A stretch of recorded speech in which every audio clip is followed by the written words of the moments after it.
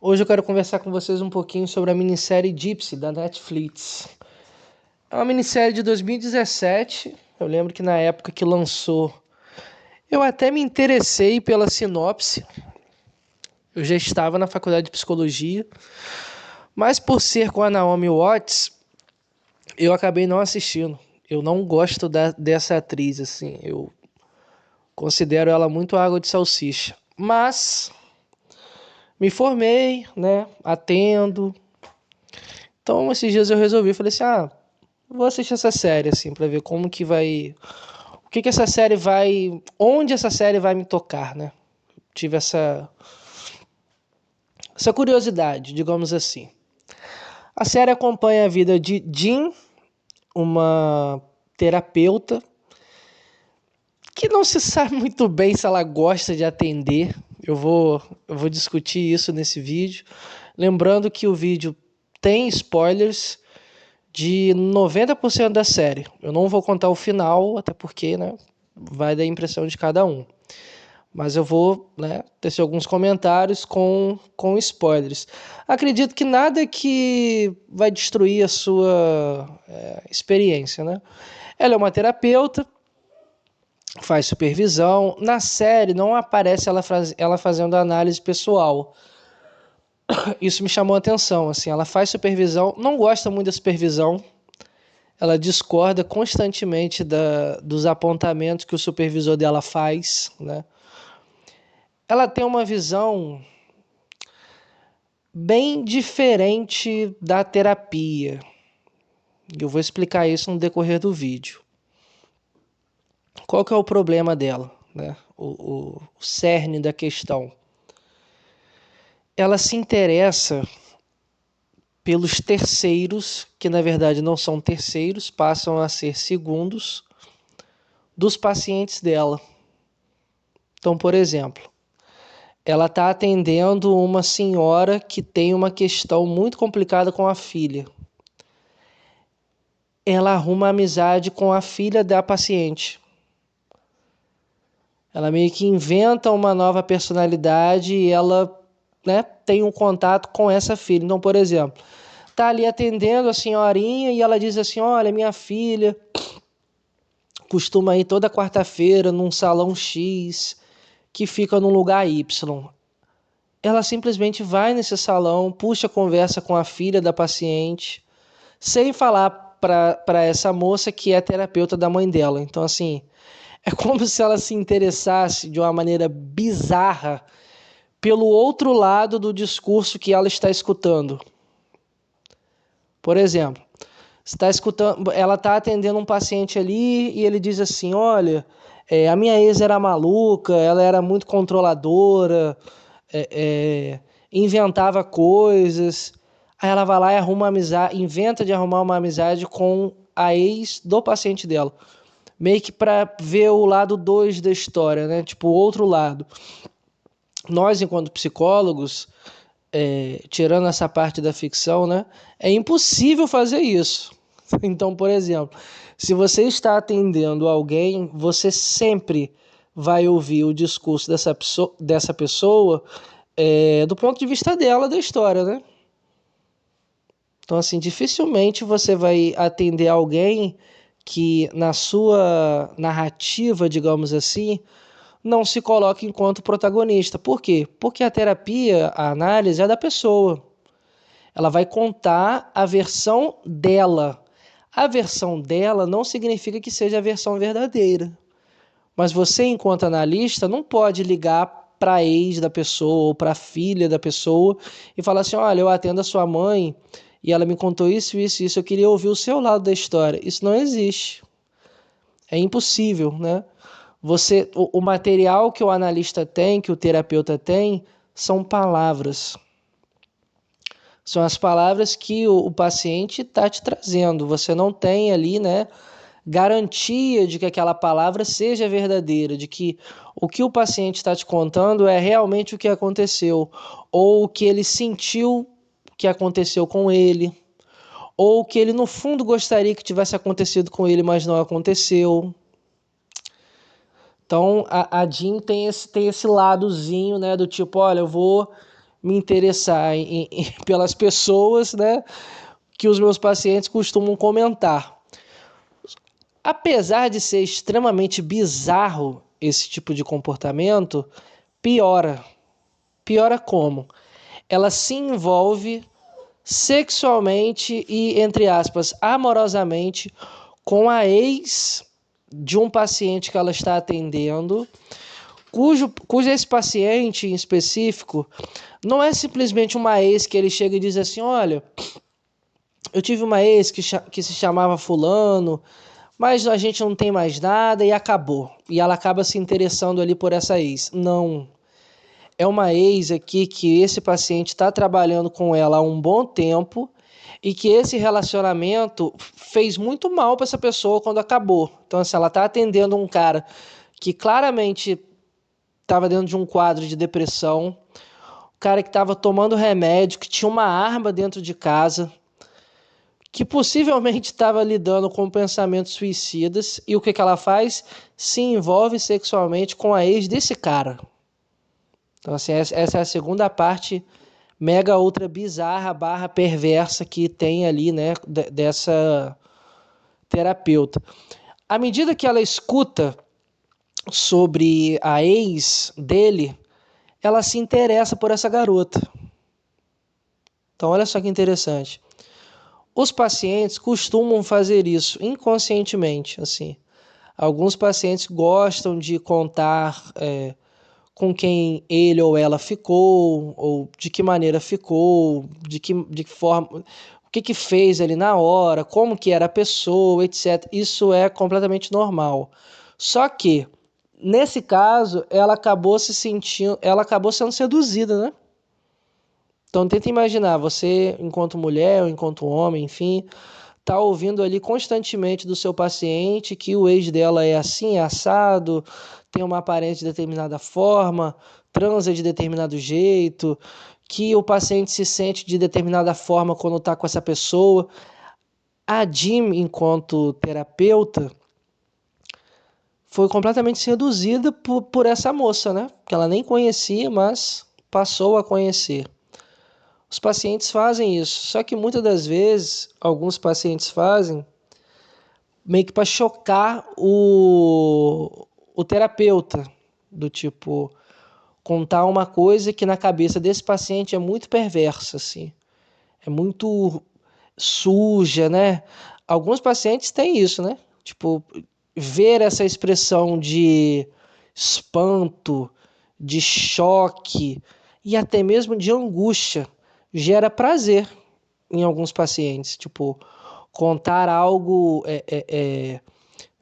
não criminoso, mas assim antiético ou uma coisa muito suja, sabe? Tipo, alguns pacientes esperam muitas das vezes inconscientemente esse olhar de desaprovação, de espanto, de angústia, de surpresa por parte do analista.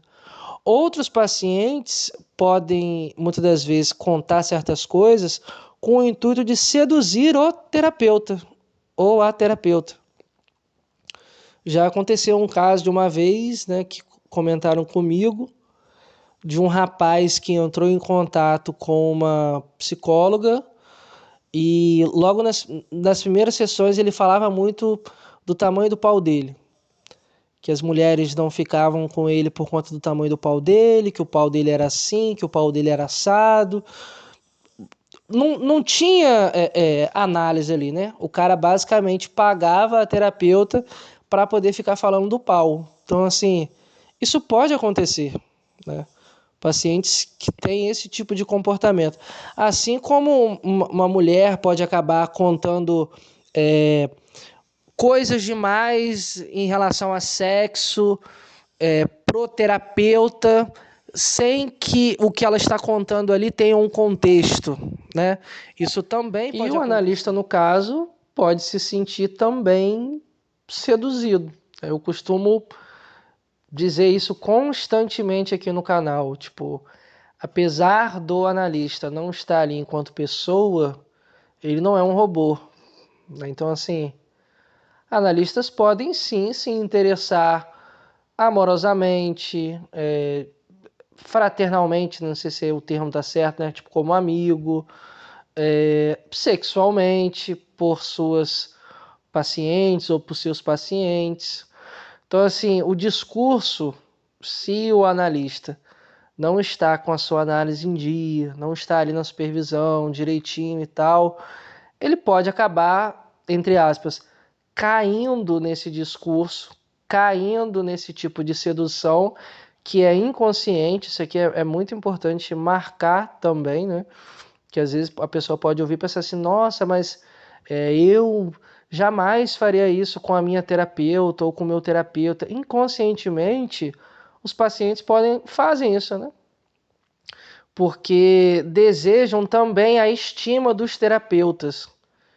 Tipo, eu quero que ele goste de mim, eu quero que ela goste de mim, eu quero que... Algo muito engraçado que os pacientes costumam fazer é o seguinte, é uma pergunta extremamente narcísica, né? Hahaha, você não tem nenhum paciente igual a mim, né? Nossa, eu te dou muito trabalho. Ou, é, eu aposto que você não tem nenhum paciente que te conta as coisas como eu tô contando. Ou, nossa, eu devo te dar muito trabalho. Entende? Esse tipo de pergunta soa do tipo, eu sou especial? Crianças, quando você atende crianças num consultório assim presencial, é muito interessante ver isso, porque as crianças têm ciúmes. Elas perguntam, olha, por que esse brinquedo aqui está aqui? Cadê aquele outro brinquedo? Por que ele estava aqui antes de mim? Ou, depois que eu sair aqui, você vai atender outra criança? Ou, eu sou a única criança que você atende? Essas perguntas que as crianças costumam fazer, os adultos também sentem. Esse sentimento do tipo, querer ser especial pro analista, pro terapeuta. Isso é, assim, super comum, faz parte da terapia. Só que nessa série ela não se interessa pelo paciente. Então, assim, não é uma série que, tipo, ela tá atendendo os pacientes e tal, e ela acaba se interessando sexualmente pelos pacientes e acaba pegando os pacientes. Não. Ela se interessa pelos terceiros. Os terceiros, quando ela escuta, né? Mas quando ela se relaciona, se torna um segundo. Só que a vida dessa mulher é extremamente frustrante para ela. Quando eu assisti a série, eu tive essa impressão. Por exemplo, ela é casada com um advogado que trabalha numa firma de relativamente sucesso, trabalha muito, quase não está muito em casa, né? Os dois não aparecem assim conversando muito, tendo tantas coisas em comum. Ele é um cara muito íntegro, muito honesto e tal. Ele não quebra regras. Olha só, ele não quebra regras. A esposa dele quebra todas possíveis, né? E eles dois têm uma filha. Só que essa filha, a escola meio que desconfia que a garotinha está num período ali de transição de gênero, ou existe uma espécie de confusão, entre aspas, em relação ao gênero. Ela, enquanto mãe, ela sabe que ela sabe, mas ela prefere não saber. Ela age como se ela, entendeu? Não quero saber disso, não quero ver isso, não quero lidar com isso. Então, como mãe, ela tem algumas questões ali, tipo, lidando com a filha, que não sabe muito bem se a filha se vê como uma menina ou não, não conversa tanto com a filha assim, o casamento dela também é meio estranho e ela meio que vai adotando várias vidas. Tipo, ela cria várias personas, sabe? Tipo, ela é a Diane pra uma pessoa, ela é a Sidney pra outra pessoa, ela inventa ser uma jornalista pra uma pessoa, ser uma escritora pra outra. E ela não é uma mentira que ela inventa, tipo assim, mentir a idade ou a aparência. Não, ela inventa toda uma narrativa. Olha, eu me formei em tal lugar, moro em tal lugar, trabalho como freelance em X lugar. Ela realmente vai acreditando na mentira dela. Ela cria uma mentira e ela vai acreditando na mentira dela. Mas no fundo, a vida de verdade que ela leva, para ela é extremamente frustrante, decepcionante, entediante, talvez. tediosa, né, talvez. Então, assim, ela trai o marido. Na verdade, ela trai duplamente, né? Há uma quebra de um contrato aqui ético em relação a terapeuta e paciente, e há uma quebra de contrato ético também na relação que ela tem com o marido. Então, assim, ela trai como esposa, ela erra e rompe todo e qualquer tipo de cláusula, de código moral ou ético enquanto terapeuta. Então, assim, essa mulher tá transgredindo ali, ó, o tempo todo, o tempo todo. E algo que me chama a atenção nessa série é o seguinte: você não vê muitos momentos dela sentindo culpa, tipo chorando, ou pensando em parar, ou lutando contra isso. Não, não. Tipo, ela faz as paradas dela na cara mais lavada, volta pra casa, deita com o marido, dorme, brinca com a filha, vai no dia seguinte e atende o paciente ou atende outra paciente.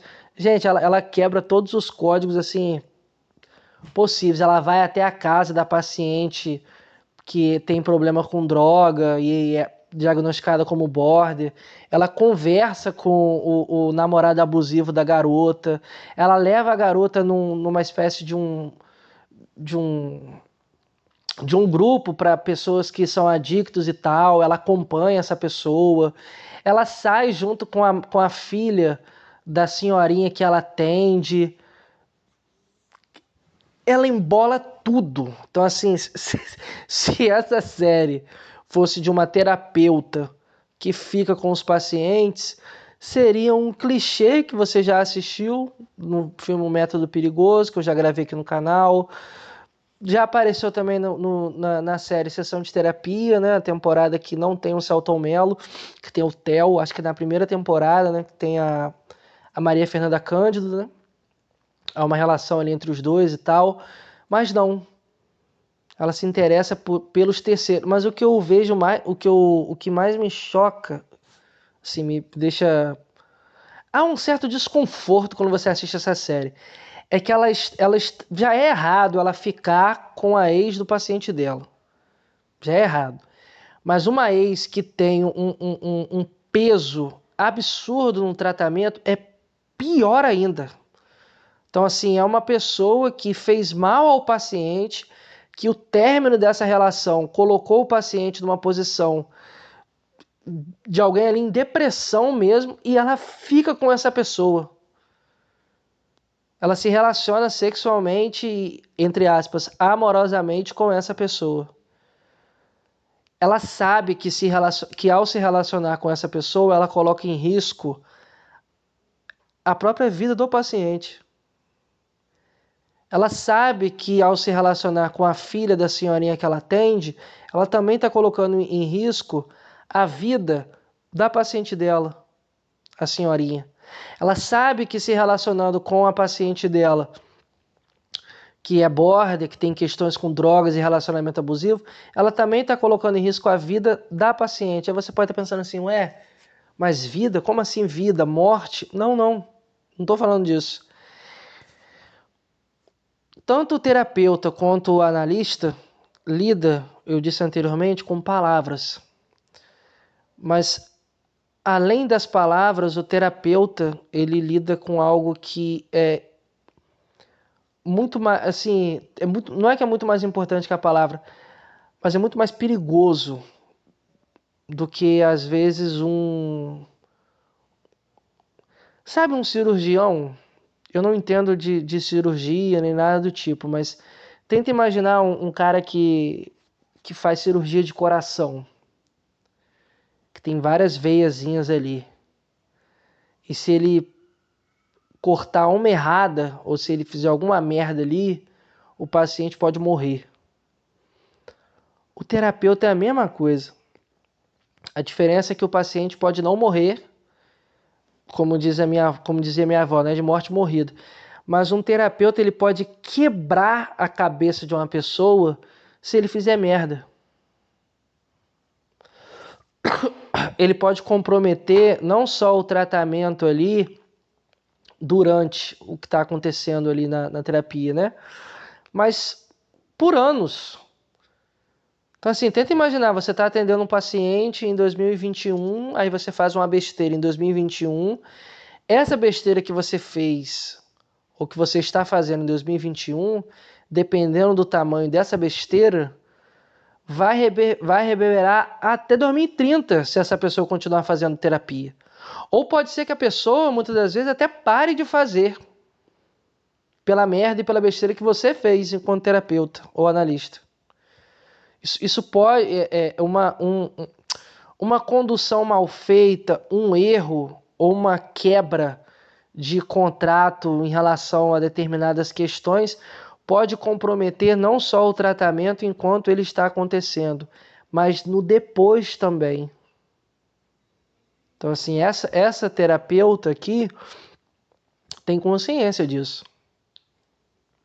Tem consciência disso. Ela tem consciência disso e ainda assim ela faz. Porque ela está jogando com a vida das pessoas.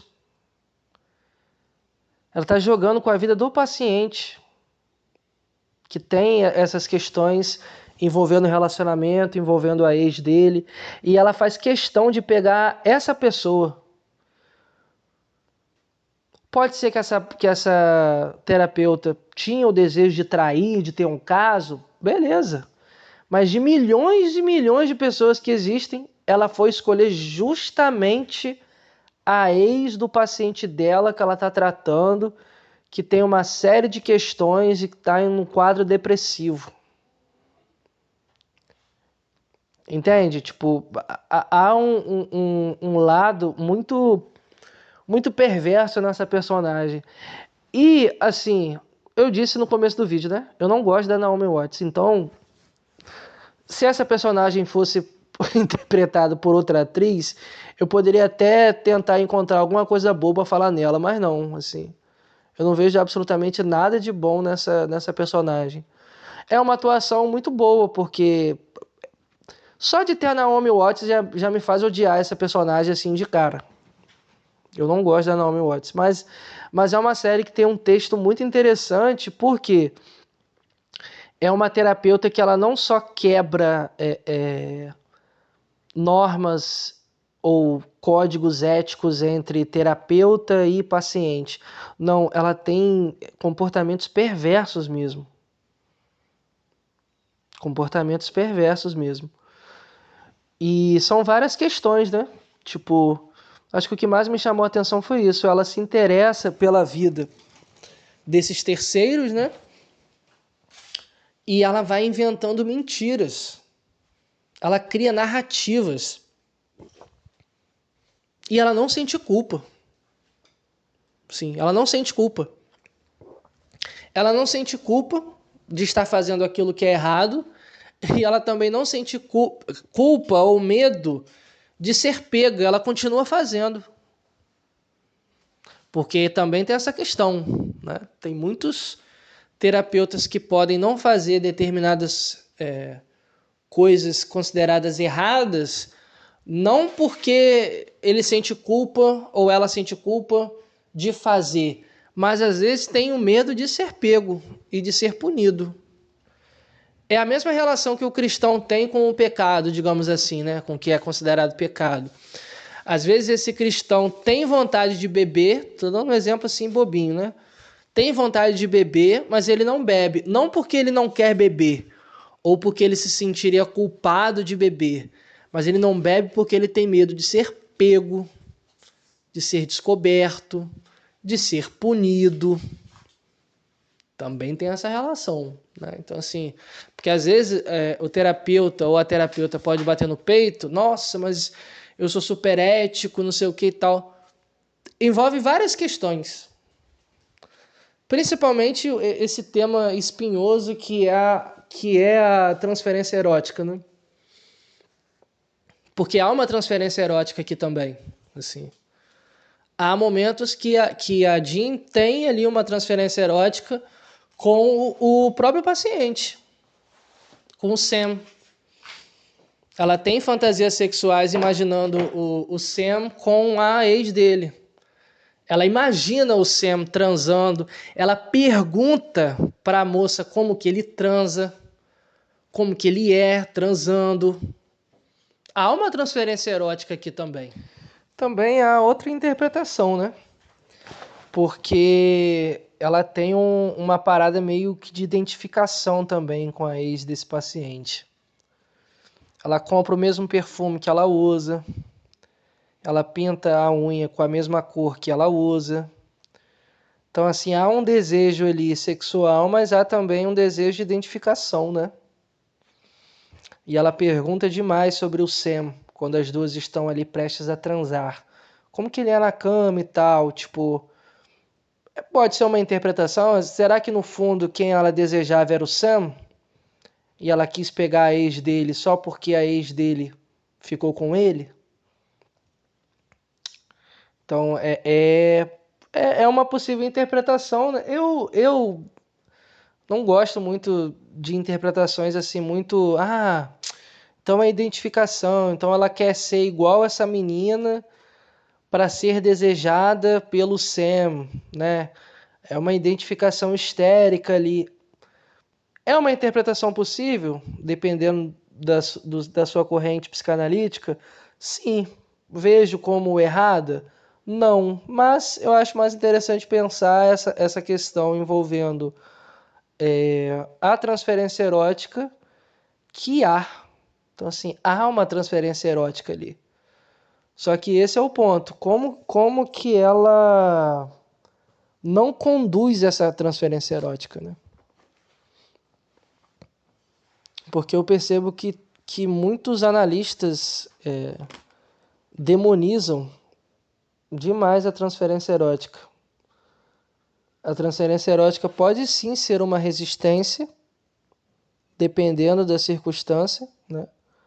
Porque se a paciente te coloca no lugar de objeto de desejo, ela não vai para terapia para fazer terapia. Ela vai para te ver. Então, assim, a paciente não vai conseguir mais ali, né, tratar das suas questões, porque ela está te vendo como um amante, não como um terapeuta, né? Então, se ela te tira desse lugar, não tem mais terapia. Então, a transferência erótica pode, em alguns momentos, ser sim uma forma de resistência. Mas, aqui nós entramos em outra polêmica. Existem terapeutas, psicólogos, analistas, psicanalistas, que se casaram ou que namoram ex-pacientes. Isso existe. Não estou inventando, isso existe. Tipo, o cara atendeu uma moça e tal, aí atendeu durante 1 ano, 2, aí parou de atender, aí 1 ano, meses depois, os dois engataram um relacionamento. Isso é ético? Não é ético? É uma discussão que aqui já não entra uma questão teórica, mas é uma questão ética. Então, assim, você, enquanto terapeuta, casaria com uma ex-paciente sua? Você namoraria uma ex-paciente sua? Porque aí a pessoa pode dizer assim, ah, mas ainda há transferência, tipo, o paciente ainda te coloca nesse lugar de terapeuta, né, etc e tal. Mas isso acontece. Felizmente ou infelizmente, dependendo do caso, isso acontece. Tem terapeuta que namora, tem terapeuta que é casado com esse paciente. O ponto é o seguinte: ter qualquer tipo de relação sexual amorosa com o paciente é antiético. E se você for um psicólogo, eu não sei como que funciona com escolas de psicanálise, porque o psicólogo tem um CRP, né? Então, dependendo, eu acredito que também é considerado crime, o psicólogo ou a psicóloga pode ter o seu CRP ali cassado. Então, é errado de todas as formas, seja você um psicólogo ou somente um psicanalista.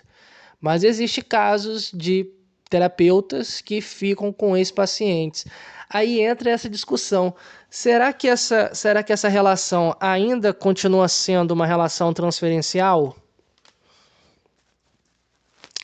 Isso é uma polêmica.